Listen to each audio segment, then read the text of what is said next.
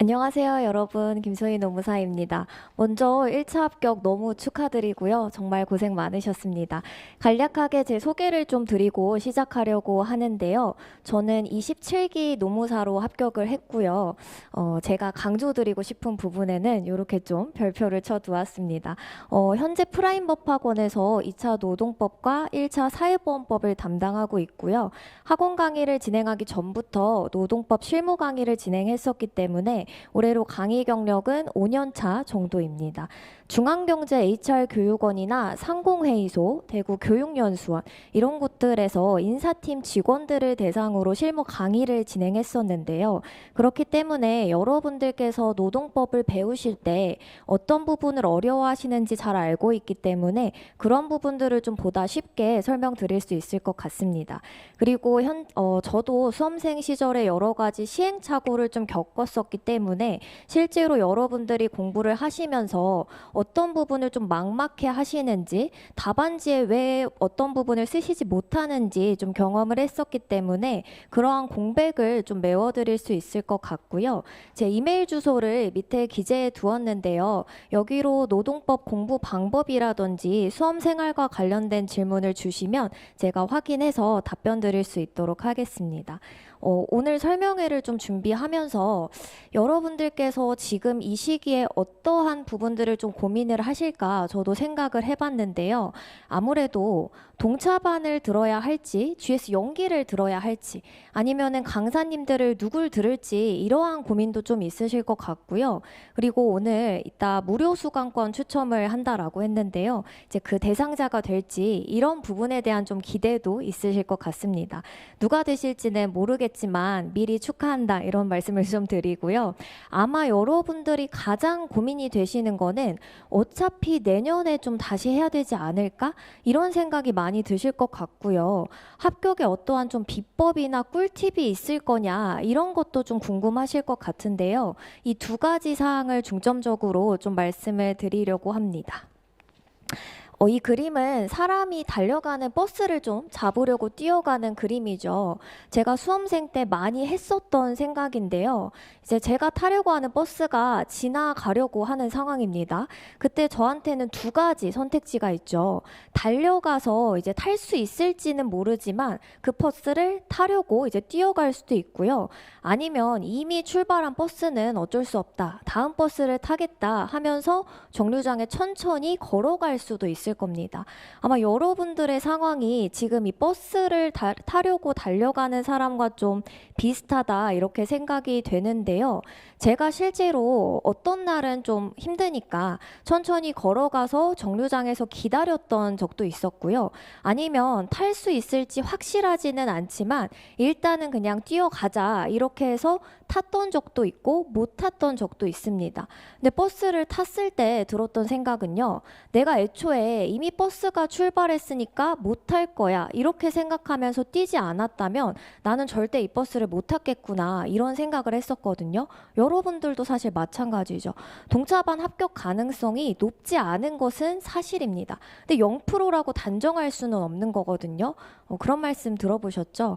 불가능은 사실이 아니라 하나의 의견일 뿐이다. 그러니까 여러분들께서 결과는 어떻게 될지 모르는 거기 때문에 일단 올해 동차반을 좀 목적으로 해가지고 전속력으로 달려보시는 게 좀 중요하겠다 이런 말씀을 드리고요.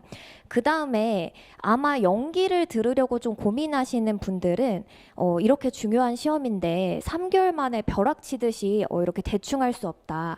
나는 연기부터 해서 차근차근 기본부터 쌓아가겠다. 이런 생각을 하시는 분들이 대부분일 텐데요.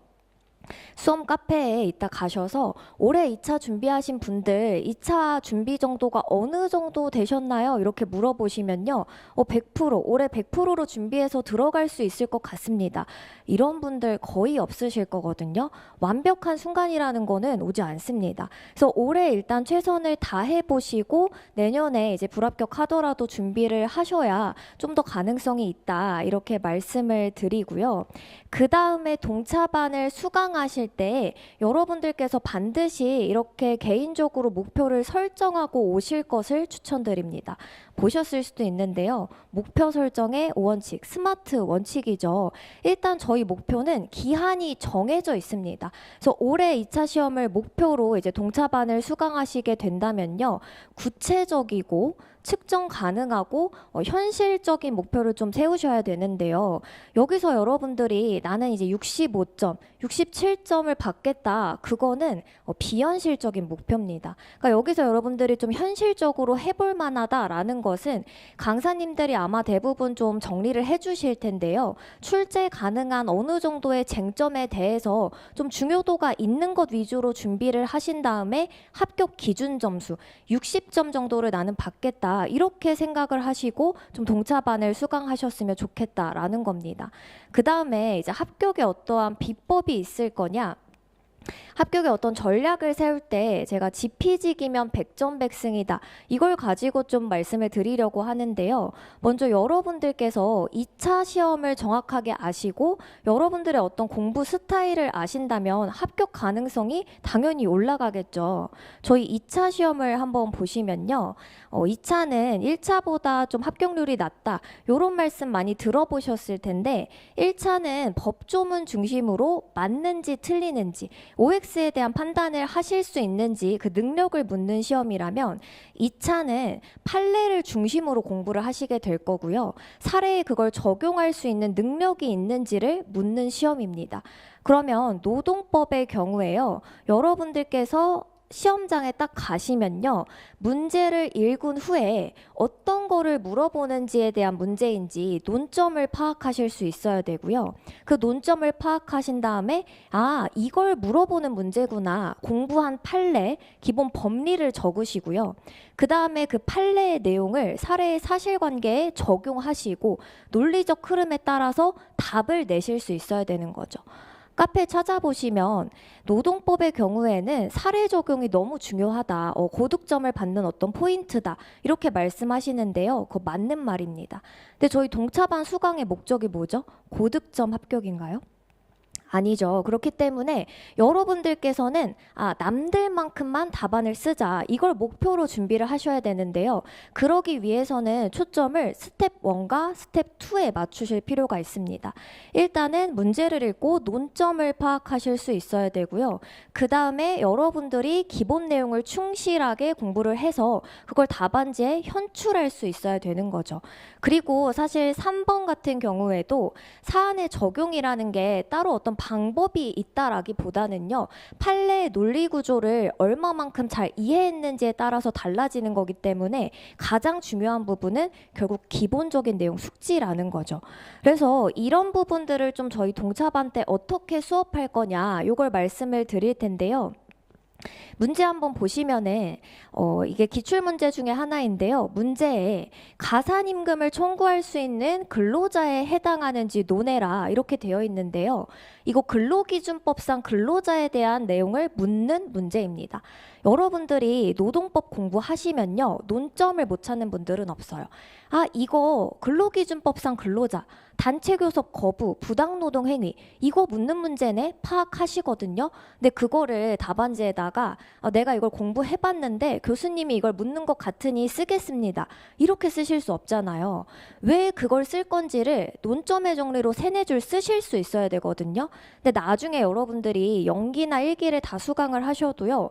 책에 있는 내용 중에 이거인지는 알겠는데 왜 이거를 내가 써야 하는지 그 논점의 당위성을 쓰시지 못하거든요. 그걸 위해서 어떻게 좀 강의를 할 거냐면요. 우리가 판례를 공부한다라는 것은요. 어떠한 쟁점이 있고요. 그게 소송에 갔다라는 거죠. 그러면 근로자랑 사용자, 노동조합과 사용자 간에 어떠한 다툼이 있고요. 그게 해결되지 않아서 법원까지 가서 판단을 받았다라는 겁니다. 근데 여러분들 이제 주변 분들이랑 의견이 다르다고 해서 소송 가시나요? 아니죠. 소송에 가려면요, 일단은 변호사 선임비, 그 비용, 그 다음에 시간, 내가 이거를 소송에 가서 얻을 어떤 실익이 있냐, 이 판단을 받을 실익이 있냐, 이게 중요합니다. 그러면은 판례가 나왔다라는 것은요, 결국 그게 문제가 된 어떤 배경이나 사실관계가 있을 거거든요. 그래서 저희가 동차반에서 다룰 쟁점에 대해서는요, 그 판례의 사실관계나 쟁점을 좀 설명드릴 거고요. 그걸 가지고 논점의 정리를 작성해보는 연습을 할 거기 때문에 여러분들께서 준비한 쟁점에 대해서 논점의 정리 어떻게 쓰지? 이렇게 이제 고민하실 일은 줄어든다라는 거죠. 그 다음에 기본적인 법리를 잘 작성하시는 게 중요한데요. 일부러 제일 쉬운 근로기준법상 근로자 판례를 가져온 겁니다. 보시면은 내용 아마 다 보셨을 거예요, 공부하시면서. 근데 이게 한국말이고 판례니까 내가 외워서 쓰면 되지? 라고 하시는데요. 이것도 한번 카페에 가서 물어보세요. 지금 올해 2차 하시는 분들 판례 암기 잘 되셨나요? 그분들의 고민이요, 내가 사례에 적용을 못한 애가 고민이 아니라 판례가 왜 이렇게 안 외워지지? 시험이 3달밖에 안 남았는데 내가 아직도 판례를 이것밖에 못 외웠나? 이게 고민이실 거거든요. 그렇기 때문에 저희 3개월이 절대 적지 않다라는 거고요. 판례를 공부하실 때 중요한 점은 그냥 외우시는 게 아니라 중요한 키워드가 있습니다. 반드시 그 판례의 문구 중에 바꾸시면 안 되고 정확하게 기재되어야 되는 문구가 있거든요. 그래서 그게 어떠한 문구인지, 그리고 여기 밑줄 친 문장들이 어떠한 뜻인지를 좀 설명을 드릴 거고요. 그게 실제 사실관계에 어떻게 연결되는지를 같이 살펴볼 거기 때문에 여러분들이 판례를 조금 더 쉽게 암기하시고 그 다음에 문제가 나왔을 때 사례의 사실관계에 좀 더 쉽게 적용을 하실 수 있을 것 같습니다. 그래서 저희 동차반에서는요, 일단 올해 2차에서 합격 기준의 점수를 받는 것을 목표로 하는데요. 이제 60점 기준인데요. 적어도 55점 이상을 노동법에서 획득하시는 것을 목표로 할 거고요. 그렇기 때문에 출제 가능성이 높은 A급 쟁점 위주로 진행을 하되, 다른 쟁점들이 시험에 나온다면 어느 정도는 답안지에 쓸 수 있도록 BC급 쟁점에 대해서도 다루기는 할 겁니다. 그래서 질문 주신 분들 중에 저희 그 한근 노동법 책에 133개 쟁점이 들어가 있는데 이거 동차반 때 어떻게 할 거냐, 중요도 있는 쟁점 따로 찍어서 진행을 할 겁니다. 그래서 여러분들이 시험장 가져가실 수 있을 만큼 좁혀 드릴 거고요. 그 다음에 이제 여러분들이 또 동차반에서 목표로 하셔야 되는 거는 올해 시험을 전속력으로 준비를 해보셔서요, 여러분들 스스로에 대한 메타인지를 가져가셔야 돼요. 나는 3개월 동안 내가 최대한 해봤더니 내가 점수를 이 정도 받을 수 있는 사람이네. 나는 판례를 읽었을 때 키워드를 찾아내는 능력, 그리고 그걸 암기하는 능력이 이 정도네. 나는 암기한다고 해서 다 외워서 답안지를 써봤는데 실제 어떤 시험이라는 압박 속에서 내가 목차를 잡고 시간 내에 쓰는 이런 능력이 좀 부족하네. 그 외에 공부 습관에 대한 장단점, 이런 것들을 좀 파악하시고 내년에는 그런 시행착오가 없도록 개선을 하실 수 있어야 된다라는 겁니다. 그 다음에 저희 교재는 한근 노동법인데요. 이 교재의 좀 네이밍의 뜻을 설명드리면요, 한 권으로 끝낸다. 그래서 여러분들이 이 교재를 마지막 시험장에까지 정리해서 들고 갈 교재다라는 뜻도 있고요. 여러 번 이제 보지 말고 한 번에 끝내자, 이런 뜻도 있습니다. 그리고 저희 2차 시험은 소수점 차이로 탈락하는 굉장히 이제 불합격과 합격의 차이가 한 끗 차이인 시험이죠. 그래서 여러분들께 이 강의와 책을 통해서 합격의 한 끗 차이를 좀 만들어 드리겠다, 이러한 뜻도 가지고 있습니다. 그래서 저희 동차반은 다음 주 금요일부터 해서 8번 강의가 진행이 될 거고요. 첫날은 시험이 없고 저희 정규 모의 시험은 3번 정도 진행을 할 겁니다. 왜냐하면 여러분들 이제 2차 노동법 시작하시는 입장에서 모의고사 보자라고 하시면요, 대부분 오픈북 하시거든요. 근데 저희 2차 시험에서 책을 보고 그걸 쓰시는 거는 큰 의미가 없습니다. 그렇기 때문에 이제 매주 공부하신 내용을 복습하실 수 있게끔 일단 복습 쪽지 시험을 기본으로 하되 어느 정도 시험장에 가서 쓰실 수 있도록 모의고사는 3번 정도 치를 거다, 이렇게 보시면 되고요. 제 강의에 대해서 좀 궁금하신 분들이 있을 것 같은데요. 1번 제로베이스 입문 특강은 이미 이제 촬영을 해서 프라임법학원 홈페이지에서 확인을 하실 수 있고요. 여러분들처럼 1차 공부는 했는데 2차 노동법 공부가 처음인 분들을 대상으로 근로기준법이나 노동조합법, 이제 전체적인 내용에 대해서 좀 정리를 한 특강입니다.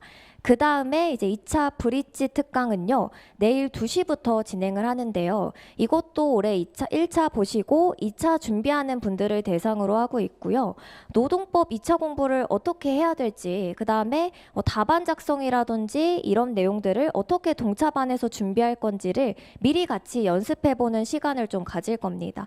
그래서 강의와 관련해서 좀 궁금하신 사항이 있거나 노동법 공부 방법, 동차반 어떻게 수강할지 이런 게 좀 고민이신 분들은 내일 특강 수강하시고요. 저희 끝나고 상담 시간도 좀 가질 거니까 그렇게 좀 활용을 하시면 될 것 같습니다. 그리고 제가 오늘 그 파일에 프린트를 좀 나눠드렸는데요. 그 프린트에 노동법 공부 방법이라고 해서 여러분들이 동차반을 통해서 노동법을 어떻게 공부하실지, 그 다음에 관련해서 자주 물어보시는 질문에 대한 좀 답을 달아드렸는데요. 그거를 좀 확인하시면은 더 저에 대한 내용이나 이런 것들을 참고하실 수 있을 것 같습니다. 그리고 마지막으로 모의고사 첨삭에 대한 질문도 좀 주신 분이 있는데요. 채점자분들을 섭외를 하기는 했지만 일단 동차반에 한해서는 제가 직접 첨삭을 좀 할 예정입니다. 그래서 참고를 해주시면 되겠고요. 저도 그 노동법 2차 강의를 준비하면서 책도 쓰고 1년 정도 좀 수험생의 마음으로 돌아가서 다시 준비를 했었는데요. 여러분들의 입장에서 한 발 앞서서 합격을 준비하는 합격 길잡이로서 마지막까지 여러분들이 포기하지 않고 최선을 다하실 수 있도록 함께 하겠습니다. 감사합니다.